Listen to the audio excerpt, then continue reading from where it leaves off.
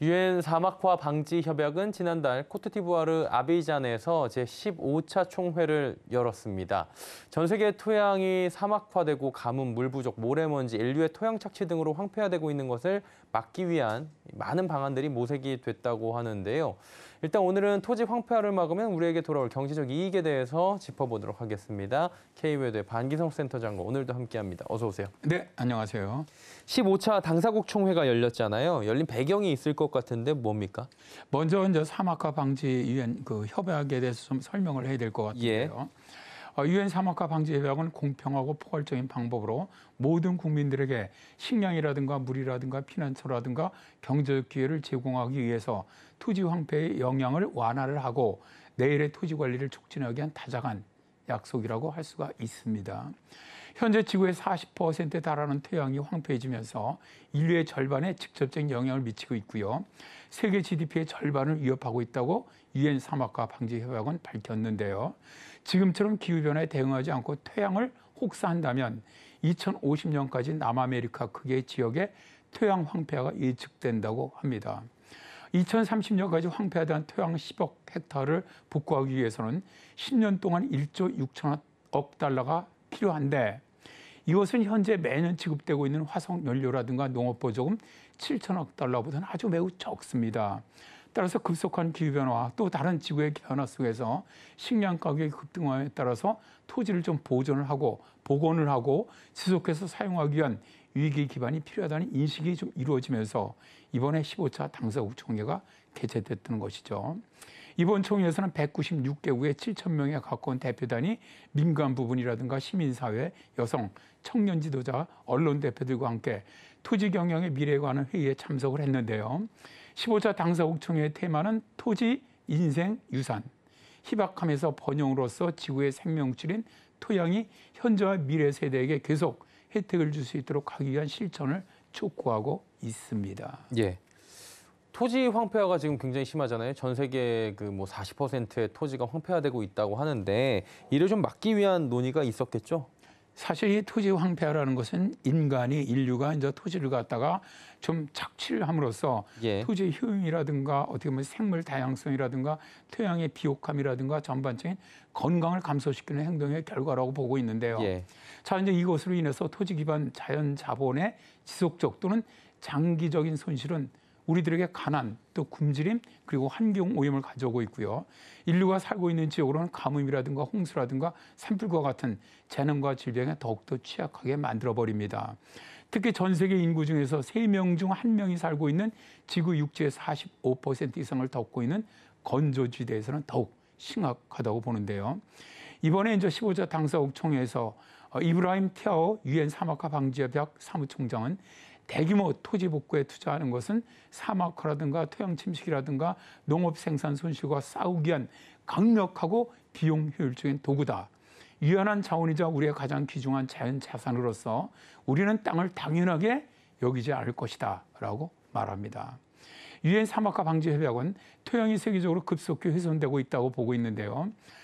세계 인구를 위한 식량 안보를 보장하기 위해서는 건강한 토지 자원과 번영하는 생태가 필요하거든요. 그러나 현재 인류의 농업 관행은 전 세계 토양을 자연적 과정보다도 100배 이상 빨리 황폐화시키고 있다는 것이죠. 토지 황폐는 식량 문제뿐만 아니라 강우 패턴을 변화시키고요. 또 방해하고요. 가뭄이라든가 홍수와 같은 극단적인 날씨를 악화시키고요. 기후위기를 또 가져옵니다. 따라서 이것으로 인한 빈곤이나 갈등이나 기후난민 등 사회적 정책 불안정을 초래하는 것이죠. 이것을 막기 위해서 유엔 사막화 방지 협약의 토지 황폐화 중립 목표를 세워 실행을 하고 있는데요. 토지 황폐화 중립은 식량 안보를 강화하기 위해서 토지 자원의 양과 질이 지정된 시간적, 공간적 규모 및 생태계 내에서 안정적으로 유지되거나 증가되는 상태라고 볼 수가 있죠. 이들은 2030년까지 토지 악화를 막겠다고 약속했거나 혹은 목표로 하고 있는 196개국 중에서 129개국을 돕고 있습니다, 현재. 토지 황폐 중립을 달성하기 위한 3가지가 동시에 수행이 되고 있는데요. 첫 번째가 기존의 건강한 토지를 유지함으로써 토지의 새로운 황폐화를 방지한다. 두 번째가 생물 다양성, 토지 건강 및 식량 생산을 증가시키면서 분해를 늦출 수 있는 지속 가능한 토지관리 관행을 채택해서 기존 분해를 감소시킨다. 세 번째가 훼손된 토지를 자연 상태 또는 생산적인 상태로 복원하기 위한 노력을 강화한다는 겁니다. 예, 이게 인류의 토양 혹사가 원인이 될 수 있다고 말씀해 주셨는데 그 기후 변화도 심각하잖아요. 이로 인한 토양 황폐화도 영향이 좀 있을 것 같은데요. 그렇습니다. 사실은 저 토양 황폐화의 가장 큰 원인은 가뭄이라고 볼 수가 있죠. 그렇죠. 예. 이번 그래서 15차 당사국 총회 의제 중 가장 중요한 것이 가뭄의 복원력입니다. 2000년 이후 가뭄이 29% 증가하고 긴급한 조처가 취해지지 않게 되면 2050년까지 세계 인구의 4분의 3이 가뭄의 영향을 받을 것이라고 유엔 사막화 방지 협약은 주장을 하고 있는데요. 가뭄은 자연재해의 15%를 차지하고 있지만 1970년에서 2019년 사이에 약 65만 명의 사망자를 불러왔고요. 인명 피해로는 최고를 기록을 했습니다. 2022년 현재 거의 1억 6천만 명의 어린이들이 심각하고 장기적인 가뭄에 노출돼 있고요. 가뭄으로 인한 경제적 피해는 1998년부터 2017년까지 약 1,240억 달러를 기록을 했습니다. 유엔 사막화 방지 협약은 가뭄으로 인한 피해를 상세하게 전망을 하고 있는데요. 첫째, 2030년까지 약 7억 명의 사람들이 가뭄으로 인해서 쫓겨날 위험에 처할 것이다. 둘째, 2040년까지 4명 중 1명의 아이들이 극심한 물 부족 지역에 살게 될 것이다. 셋째, 2050년까지 가뭄은 세계 인구의 4분의 3 이상에 영향을 미칠 수 있으며 현재의 36억 명에서 증가한 48억에서 57억 명의 사람들이 매년 적어도 한 달 동안 물 부족 지역에 살게 될 것이다.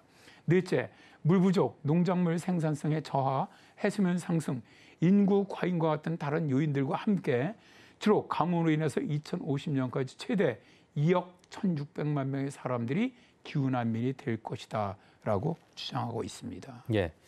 대가뭄의 원인도 굉장히 크게 작용을 했다. 뭐 이런 얘기들이 지금 있어요. 식량 가격 상승의 부분에 보면은 그만큼 가뭄이 인류에게 주는 영향이 지금 굉장히 큰 상황이잖아요. 반대로 땅이 가물지 않게 관리할 수 있다면은 굉장히 큰 이득이 될 수 있을 것 같은데 이런 얘기들도 좀 나오지 않습니까? 네, 그렇습니다. 이제 지난 세기에 발생했던 대규모 가뭄으로 인해서 1,000만 명 이상이 사망을 했고요. 이로 인해서 전 세계적으로 수천억 달러의 경제적 손실이 발생을 했고 또 이 숫자들은 지금 계속 증가하고 있습니다. 심각한 가뭄은 아프리카에 가장 큰 영향을 주고 있는데요. 지난 100년 동안 기록된 300건 이상의 대가뭄 사건의 44%를 아프리카 지역이 차지하고 있고요. 현재 극심한 가뭄으로 인한 사헬 지역의 기후재해가 더욱 빈번해지고 심해지고 있습니다. 유럽에서 지난 한 세기 동안 40억 건의 주요 가뭄 사건이 발생하면서 수백만 명의 사람들이 피해를 입었고 278억 달러 이상의 경제적 손실을 입었습니다. 오늘날에도 유럽 연합 내 연평균 국토 면적의 15% 그리고 인구의 17%가 가뭄의 영향을 받고 있습니다. 미국에서는 지난 세기에 걸쳐 가뭄으로 인한 농작물 흉작과 기타 경제적 손실이 총 수천억 달러에 달했고요. 자, 그러나 전 세계의 힘을 합쳐서 토지 황폐화를 막고 복원하거나 보호하게 될 경우 인류가 얻는 이익은 엄청난데요. 경제적 이익은 매년 125조 원에서 140조 달러, 그러니까 125조에서 140조 달러에 달할 것으로 보고 있는데 이것은 2021년 세계 GDP 93조 달러보다 최대 50%가 더 많은 겁니다. 또한 토지나 산림이나 기타 생태계를 복원하는 것은 지구온난화를 1.5도로 제한하는 데 필요한 비용을 3분의 1 이상 줄일 수가 있기 때문에 경제적으로 아주 매우 큰 이익이라고 봅니다. 기후변화의 영향을 좀 저지를 하고요. 인류가 저지른 토지 황폐를 막고 나무를 심고 환경을 보호하면 우리가 투입한 돈의 몇 배 이상의 경제적 이익을 얻을 수 있다는 것 꼭 알았으면 좋겠습니다. 토지 복원의 경제적 가치에 대해서 오늘 짚어주셨습니다. K웨드의 반기성 센터장과 함께했습니다. 고맙습니다. 네, 감사합니다.